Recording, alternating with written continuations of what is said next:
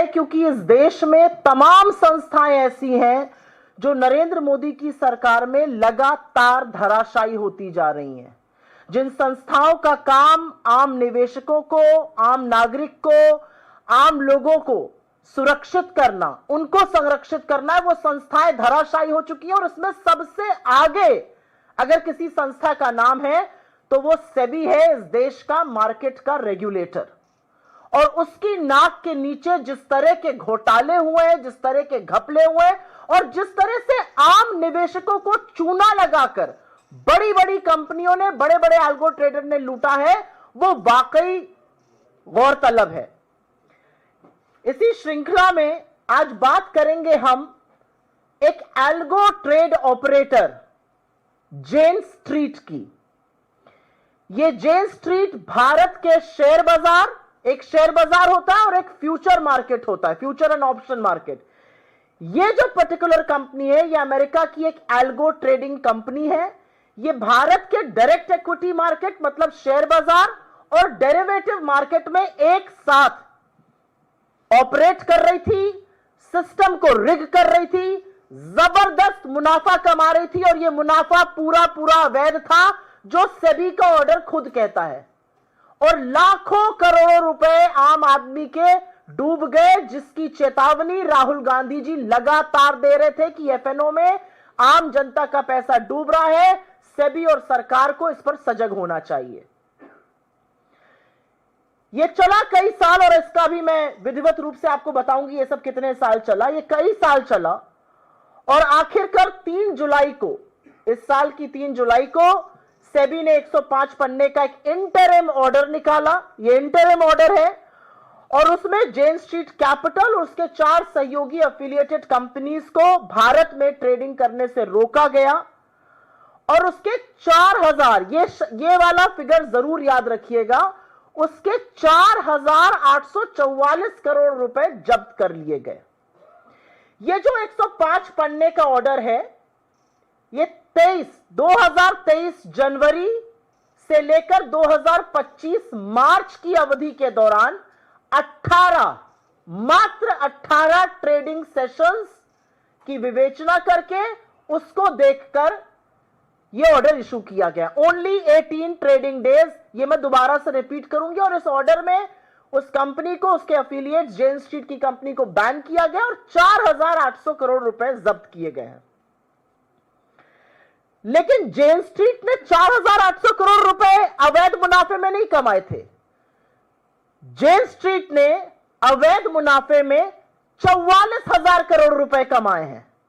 और यह भी जनवरी 2023 से मार्च 2025 के बीच का ही आंकड़ा है। इसके पहले उसने कितना कमाया और मार्च से लेकर मई तक, जब तक वो ऑपरेट करता रहा, उसने कितना कमाया, यह अभी तक किसी पटल पर आधिकारिक जानकारी से नहीं आया है। कमाया सामने वाले ने 44,000 करोड़ रुपए मुनाफा, शुद्ध मुनाफा, जो कि अवैध था, गैर कानूनी था, जिसको रिपैट्रिएट किया अमेरिका। और जब्त हुआ है 4800 करोड़, उसका 1/10वां हिस्सा भी नहीं। अब बात करते हैं, ये सारी जो कथा है, ये जो सारा झेलमेल है, ये कहां से शुरू हुआ। बात है दिसंबर 2020 की। जेन स्ट्रीट नाम की अमेरिकन सटोरिया कंपनी, इसको आम भाषा में सटोरिया कंपनी कहा जाता है, जो डेरिवेटिव्स और फ्यूचर ऑप्शन में ट्रेड करती हैं। इन्होंने भारत में अपना जाल फैलाना शुरू किया। ये दुनिया भर में डेरिवेटिव्स यानी फ्यूचर्स एंड ऑप्शंस मार्केट में ट्रेड करने के लिए जानी जाती है। मैं कहूंगी बदमशहूर है। इन्होंने भारत आकर 2 कंपनियां बनाई, जेएसआई इन्वेस्टमेंट प्राइवेट लिमिटेड और जेएसआई 2 इन्वेस्टमेंट प्राइवेट लिमिटेड। इसके अलावा हांगकांग और सिंगापुर के 2 एफपीआई फॉरेन पोर्टफोलियो इन्वेस्टर्स को भी भारत के शेयर बाजार में घुसाया और उसके बाद सट्टे का खेल शुरू किया। और जैसा कि मैंने कहा, हमारे पास जो आंकड़ा आधिकारिक तौर पर है वो जनवरी 2023 से लेकर मार्च 2025 तक का है, जिसमें उसका कुल मुनाफा करीब करीब 44,000 करोड़ रुपए है। उसके पहले का कितना है और उसके बाद का कितना है, इसका अभी तक न सेबी ने न सरकार ने कोई फिगर दिया है। तो ये क्या करते थे, क्योंकि एफएनओ ट्रेडिंग तो दुनिया भर में होती है, ये क्या करते थे और इन्होंने हिंदुस्तान के लोगों का नुकसान कैसे किया? क्योंकि एक अमेरिकन एल्गो कंपनी हमारे देश में आकर शेयर बाजार में डेरिवेटिव मार्केट में घुसकर हेर फेर करे और हमारे लोगों का नुकसान हो और सरकार आंखों पे पट्टी बांधे रहे, एसेंशियली स्टोरी का क्रक्स यही है, यही हुआ है। तो ये क्या करते थे, ये डायरेक्ट इक्विटी मार्केट में भी काम करते थे और फ्यूचर एंड ऑप्शन मार्केट में भी काम करते थे, और इतनी बड़ी तादाद में करते थे कि ये मार्केट को मैनिपुलेट कर लेते थे। ये डायरेक्ट इक्विटी मतलब शेयर बाजार में शेयर का दाम निर्धारित करते थे, और इसको करने के लिए ये एक चीज कहते हैं मार्केट मार्किंग क्लोज। मतलब आज जो स्टॉक है वो 3:30 बजे जब मार्केट की ट्रेडिंग बंद होगी तो वो कितने दाम पर बंद होगा वो ये निर्धारित करते थे, क्योंकि ये इतनी वॉल्यूम्स में ट्रेड कर रहे होते थे कि ये ऐसा कर सकते थे। इसको मार्किंग क्लोज कहा गया है। ये दुनिया में और भारत में अवैध है, गैर कानूनी है। किसी भी ट्रेडर को, किसी भी कंपनी को ये इजाजत नहीं है। ये स्टॉक मैनिपुलेशन है सरासर। ये स्टॉक प्राइस के साथ हेर फेर है, इसकी सजा जेल होता है। ये किया इन्होंने। ये निर्धारित करते थे कि डायरेक्ट इक्विटी मार्केट में एक शेयर कितने पे बंद होगा, और फिर उसी शेयर प्राइस का फायदा उठाकर ये फ्यूचर एंड ऑप्शन मार्केट पे पुट और कॉल ऑप्शन के माध्यम से बड़ा मोटा बेहिसाब मुनाफा कमाते थे, जो अब सेबी मान रही है कि अवैध है। एफएनओ ट्रेडिंग में कॉन्ट्रैक्ट होता है। एक तरफ अगर जेन स्ट्रीट है तो दूसरी तरफ आम निवेशक है, और जहां जहां जेन स्ट्रीट ने मैनिपुलेशन किया और जितना पैसा कमाया, दूसरा एक जीतता है एक हारता है। You buy and you sell. जो जीता वो जेन स्ट्रीट था, जो हारा वो हिंदुस्तान का आम निवेशक था। लगातार हिंदुस्तान के आम निवेशकों ने इसमें पैसा गंवाया। करीब करीब 54,000 करोड़ रुपए मात्र 90% लोगों के इसमें स्वाहा हो गए। इनफैक्ट एक ऐसा दिन था 17 जनवरी 2024 का, जब जेन स्ट्रीट ने एक ही दिन में 735 करोड़ रुपए कमाए थे, जो हिंदुस्तान के बड़े बड़े ट्रेडर्स, बड़े बड़े फर्म्स, बड़े बड़े इंस्टीट्यूशनल इन्वेस्टर्स नहीं कर पाते हैं। मैं पुट ऑप्शन क्या होता है, कॉल ऑप्शन क्या होता है, इसमें नहीं जाऊंगी। फ्यूचर और डेरिवेटिव ट्रेडिंग के माध्यम से सिंपल बात रखूंगी। और अनुमान है कि फ्यूचर मार्केट में 93% आम छोटे निवेशकों का जबरदस्त नुकसान हुआ। औसतन नुकसान 1.25 लाख से ज्यादा का है। कमाल की बात यह है कि यह सटोरिया मुनाफा कमाता रहा और हमारा सेबी कुंभकर्ण की नींद सोता रहा। और कमाल की बात यह भी है कि इस सटोरिये ने अमेरिका की एक अदालत को बताया कि हिंदुस्तान के नियमों की अनियमितताओं के चलते, ये 2024 की बात है, उन्होंने बताया कि हिंदुस्तान की मार्केट की जो इनएफिशिएंसीज हैं उनके चलते हमने करीब करीब 2023 में उन्होंने बताया हमने $1 बिलियन वहां पर कमाया है। यह अलग बात है कि अगले साल वो बढ़कर $2.3 बिलियन हो गया। यह सब सार्वजनिक रूप से हो रहा है। सटोरिया पैसा कमा रहा है, हमारे लोगों को चूना लगा रहा है, बड़ा पैसा अमेरिका रिपैट्रिएट कर रहा है, अमेरिकन कोर्ट को बता रहा है कि हां हमने अनियमितताओं के चलते 1 बिलियन कमाया, तो उसके बाद बता रहा है $2.3 बिलियन कमाया। हमारे सेबी की कान पे जू नहीं रेंग रही है। सेबी कोई एक्शन, कोई हरकत नहीं करता है। 2023 में यह मामला सामने आया, 2024 तक सेबी हरकत नहीं करता है, जबकि यह बार बार कोर्ट में जेन स्ट्रीट किसी और मामले में इस बात की को उजागर कर रहा था। और उसके बाद फरवरी 2025 में एक मीठी सी चेतावनी, बहुत ही मीठी सी कॉशनरी लेटर एक इशू किया जाता है जेन स्ट्रीट को सेबी की ओर से, और सावधानी पत्र इसको कॉशनरी लेटर कहते हैं। और उसमें संदिग्ध ट्रेडिंग पैटर्न पर चेतावनी दी गई। यह फरवरी में हुआ था। मई तक यह फर्म ट्रेड कर रहा था और जुलाई आ गया इसको बैन करते हुए। 5 महीने सेबी को लग गए उस मार्केट में बैन करने के लिए जहां डेरिवेटिव का काम मिली सेकेंड्स में होता है। जो डेरिवेटिव मार्केट सेकेंड दर सेकेंड मूव करता है, जिसके चलते हजारों लाखों करोड़ रुपए स्वाहा हो रहे थे, उस मार्केट के लिए 4.5 साल सेबी को लग गए जगने के लिए, जबकि तथ्य और आंकड़े सब सामने थे। और एक बात यह भी सच है कि 2024 में तमाम मार्केट विशेषज्ञों ने सेबी को लिखकर इसके बारे में आगाह किया था। और अब सेबी दुनिया में कहता फिर रहा है, और सेबी के साथ साथ हमारी फेक न्यूज की फैक्ट्री भारतीय जनता पार्टी, जब राहुल जी ने कहा कि मैंने इसके बारे में आगाह किया था, अरे सेबी ने एक्शन तो लिया, लाखों करोड़ रुपए लोगों के स्वाहा हो रहे हैं, 4.5 साल बाद आपकी नींद खुल रही है, 44,000 करोड़ का प्रॉफिट हुआ है, 4800 करोड़ जब्त करके आप खुशी मना रहे हैं। चिड़िया चुग गई खेत और ये खुशी मना रहे हैं कि हमने जी 4800 रुपए रोक लिए। क्या होते हैं 4800 करोड़ रोकना? इस फर्म ने अमेरिका में लगातार रिपैट्रिएशन किया, खालिस अवैध प्रॉफिट बनाया, और असलियत यह है कि इसने लगातार हिंदुस्तान के छोटे निवेशकों को रौंद दिया, और उसके बाद भी सेबी ने इस पर कुछ नहीं किया। तो बहुत सारे सवाल हैं। उसमें से एक सवाल यह भी है कि फिर से कटघरे में प्रधानमंत्री, वित्त मंत्रालय, सेबी, निर्मला सीतारमण, एनएससी, एसबीआई, हर तरह के एसएफआईओ, ये सब खड़े होते हैं। ये लोग क्या कर रहे थे? जब डाका डाला जा रहा था लोगों की जेब पर, जब एक कंपनी लगातार एक बड़ा घोटाला कर रही है, जिस घोटाले के बार बार तथ्य सामने आ रहे हैं, तो ये सब लोग कौन सी नींद सो रहे थे? क्या खाकर सो रहे थे ये लोग? और इसीलिए यहां से सवाल उठते हैं, और ये सवाल हम इस मंच से पूरी जिम्मेदारी से उठाते हैं।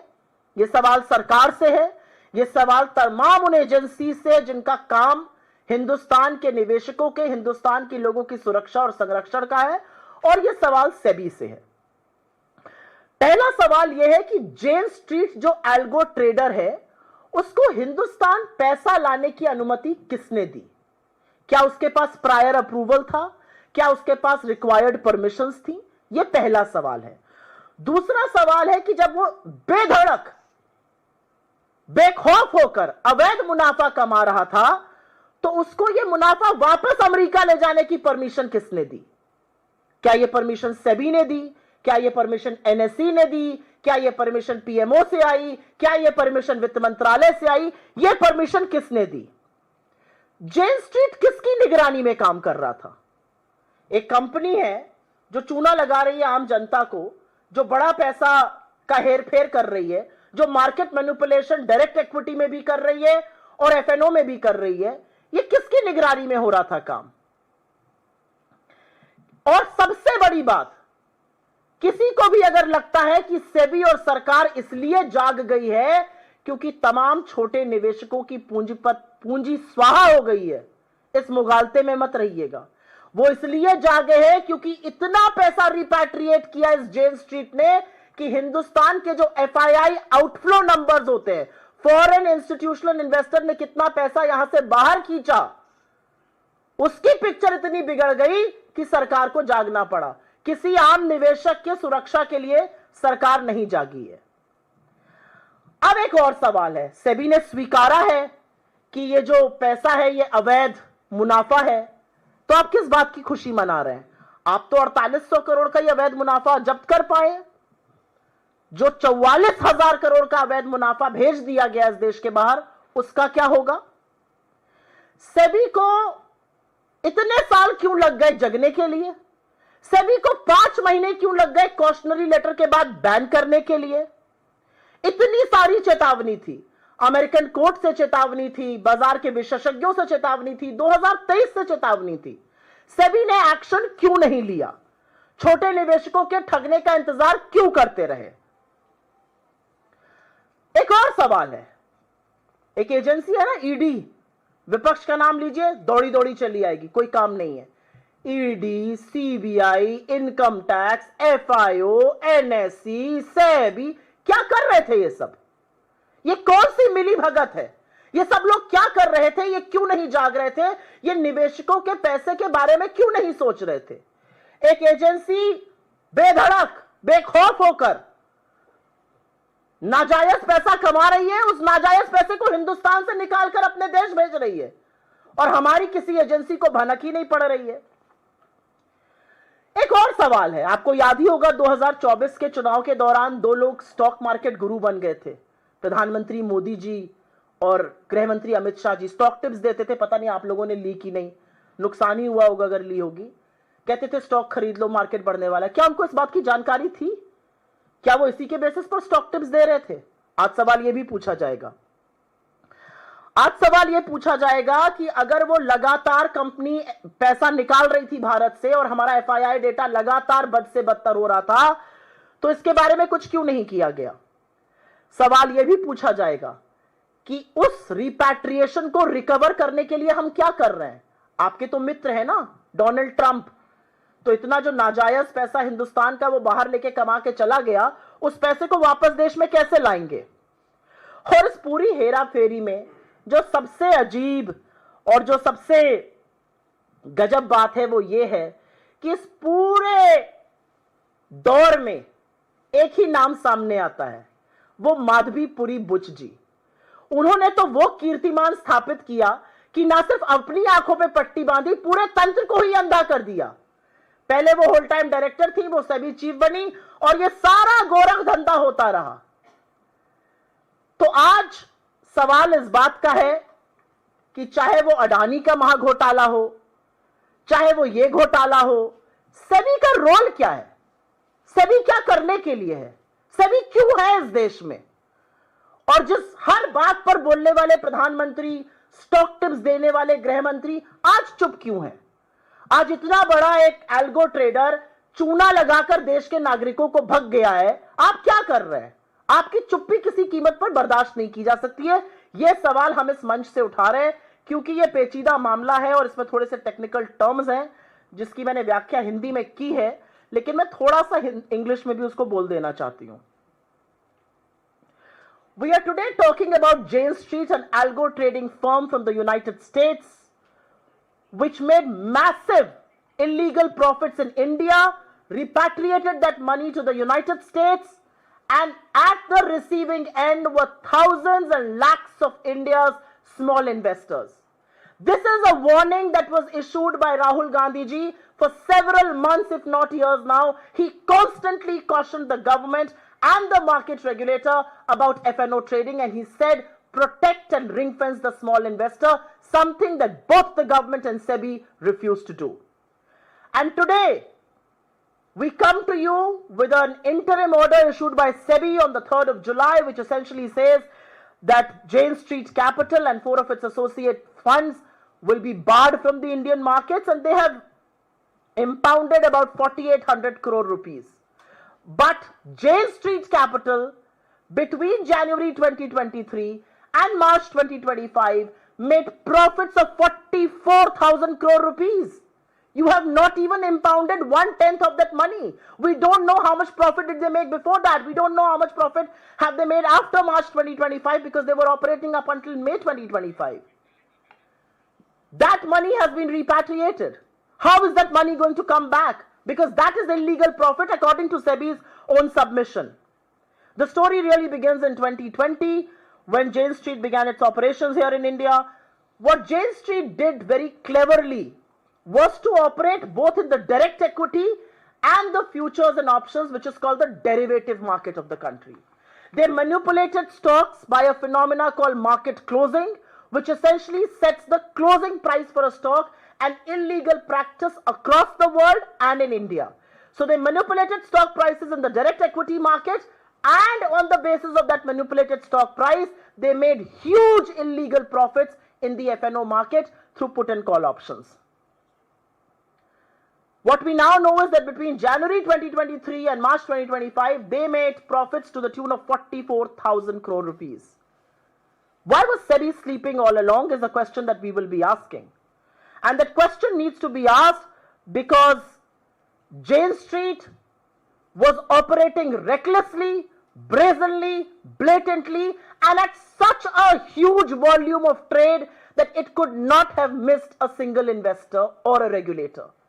Why did SEBI keep sleeping for 5 long years? What was SEBI doing? What is SEBI's job? The reality is that Jane Street was manipulating the direct equity market, it was manipulating the FNO market, and it made a submission before the US courts as early as 2023 stating that due to the inefficiencies of the Indian market, they have profited $1 billion in 2023 and $2.3 billion by 2024 in the Indian markets. Huge sums of that money have been repatriated. This information was in the public domain. In 2024, several market experts had approached SEBI. They had written to SEBI. They had cautioned SEBI against what was happening. SEBI did not do anything about it. It is clearly the infamous era of Madhvi Puri Buch, where she did not just keep quiet, she ensured that the entire institution meant to protect and ring-fence the small investor also went off to deep sleep. The question now is that the Prime Minister, the Home Minister, SEBI, NSE, several agencies meant to protect the investors are now quiet. Why are they quiet? They are quiet when an Adani Maha scam happens. They are quiet when this happens. Who is supposed to ring fence and protect the small investors? The reality is that derivative markets operate on a millisecond basis. It took SEBI 4.5 years to wake up, and it took SEBI 5 months after a cautionary letter to ban this company. And which is why from this very platform, certain very pertinent questions will have to be raised. Who permitted a high frequency algo trader like Jane Street to bring thousands of crores into the Indian market? Which authority allowed Jane Street to transfer its profits out of India to the United States? Did Jane Street have regulatory approvals and prior permissions for its operations? Did these permissions come from Finance Ministry, SEBI, NSE, PMO? Where did these permissions come from? Under whose oversight was Jane Street operating? Isn't it true that Jane Street transferred such a massive amount out of India? And the reality is that the government and SEBI woke up only when the FII outflow numbers went through the roof. They have not woken up to protect the small investors. They woke up when foreign institutional investors took away money from India, and that money was going up in leaps and bounds. How much money has Jane Street repatriated in 4.5 years? We only know about numbers from 2023 to 2025. They began operations in 2020. How much money have they repatriated? Why did SEBI take 5 months from cautionary letter to banning? SEBI has now admitted that the profits amassed by Jane Street are illegal. What are you going to do about money that has been repatriated to the United States? How are you going to retrieve? How are you going to bring back that money? Because that money belongs to India's investors. That money belongs to India, illegally made by Jane Street and repatriated to the United States. Why did SEBI choose to ignore the red flags? And like I said, Jane Street told a court in 2023, investors wrote in 2024. Why did SEBI not act? Why did SEBI not pick up the warning signals? What were other agencies like an ED or a CBI or an income tax or an FIO, SFIO and several other agencies doing? One very pertinent question is that during the election campaign of 2024, Prime Minister Modi and Amit Shah had become self-appointed market gurus. They were passing on stock tips. Did they know about this scam? Did they know this is how the market was being manipulated? Because these are questions that will be raised given what's now coming to light. Is it not true that Jane Street was repatriating large sums of money which was actually throwing the FII numbers, the outflows, out of the box, and which is why the government has woken up? This entire manipulation was happening, and there was one constant name across the Adani scandal, across the Jane Street scandal, and that name is Madhvi Puri Buch, a person who was conveniently denied another term because there was so much that had come on her, and she has quietly moved out of this country, settled overseas, and everything happened under her nose. Not a squeak, not a word from SEBI. All this while Jane Street was looting India's small investors, and they all chose to keep quiet. And last but not the least, Mr. Prime Minister and Mr. Home Minister like to speak a lot on stock markets. They have deep interests in stock markets. They choose to give stock tips. Why are they quiet today? They cannot be quiet when several thousands of small investors lose crores of money. They cannot be quiet when several of these investors have been looted by one company. Nobody knows who allowed that company to operate. What was the regulatory oversight? How could we miss the warning signals? Jane Street was telling something in the US courts. Why were we not picking that up? There are several things that don't add up, and which is why the question, did this scam happen at the patronage of the government and market regulator SEBI? That's the moot point. आपके सवालों का स्वागत है, मैं सिर्फ इसी पर बात करूंगी। मैम, क्या ये सिस्टम के फेलियर का उदाहरण है कि पूरा जो इतना बड़ा घोटाला हुआ, पूरा सिस्टम फेल हो गया? सिस्टम क्या होता है? 2014 के बाद से, थोड़ा सा विषयांतर हो रही हूं, लेकिन 2014 के बाद से अगर विपक्ष के किसी राज्य में कुछ होता है तो वहां पर हमारे नेता का और वहां के मुख्यमंत्री का चेहरा लगाकर उनकी धज्जियां उड़ाई जाती हैं। लेकिन जब मोदी सरकार और उनके इंस्टीट्यूशन से कुछ होता है तो सिस्टम का फेलियर माना जाता है। मैं आपके सवाल का अर्थ समझ रही हूं कि एक साथ सब कैसे सो रहे थे। यह फेलियर नहीं है, यह पाप है जो हिंदुस्तान में होने दिया गया। एक एल्गो ट्रेडर को नाजायज पैसा कमाने दिया गया, वो पैसा वो अमेरिका भेजता रहा और उसके बाद उसने सबसे बड़ा चूना इस देश के छोटे स्मॉल निवेशकों को लगाया और सरकार ने ये होने दिया। ये सरकार की आंखों के सामने, सरकार की नाक के नीचे, सेबी की नाक के नीचे हुआ है। ये सिस्टम नहीं, ये मोदी सरकार और सेबी का और माधवीपुरी बुच का फेलियर है। 4.5 साल तक ये चलता रहा और सेबी को भनक नहीं लगी। यूएस कोर्ट में बात चल रही है, मार्केट में आपको वॉल्यूम्स दिख रहे हैं, किस तरह से एफएनओ की ट्रेडिंग की जा रही है, किस तरह से डायरेक्ट इक्विटी की ट्रेडिंग की जा रही है। मार्केट के एक्सपर्ट्स आपको चिट्ठी लिख रहे हैं और आपको आपके कान पे जू नहीं रेंग रही है। यह सिस्टम का नहीं, यह पाप सरकार ने, सेबी ने मिलकर किया है। जेन स्ट्रीट को मुनाफा अवैध रूप से कमाने दिया गया और हिंदुस्तान के निवेशकों को लुटने दिया गया।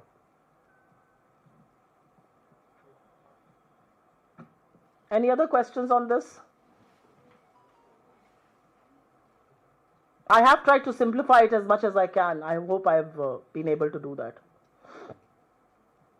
एक कंपनी हिंदुस्तान आती है, वो अवैध रूप से पैसा कमाती है, हमारे लोगों को लूटती है और सारा पैसा अपने देश भेज देती है और यहां से सुई टपक सन्नाटा। तो सुई टपक सन्नाटा तो नहीं सहा जा सकता है और हम इसी में खुश हैं। ट्रेन निकल गई स्टेशन से, चिड़िया चुग गई खेत, हम हाथी की पूंछ पकड़ के खुश हैं। हमने 48 करोड़ जब्त कर लिए, 44,000 करोड़ तो सिर्फ 2 साल में गए हैं। आपने क्या जब्त कर लिया? धन्यवाद बहुत बहुत आपका। ये एक बहुत महत्वपूर्ण विषय है, एक बड़ा स्कैम है जो हिंदुस्तान में हुआ है और मैं आशा करती हूं कि आप लोगों के माध्यम से ये बात लोगों तक पहुंचेगी, क्योंकि लोग अपनी बड़ी गाढ़ी कमाई शायद ये सोच के लगा रहे हैं कि मोदी जी स्टॉक में पैसा लगाने की बात कर रहे हैं, अमित शाह जी बात कर रहे हैं तो पैसा बन जाएगा, लेकिन पैसा बना कोई और रहा है।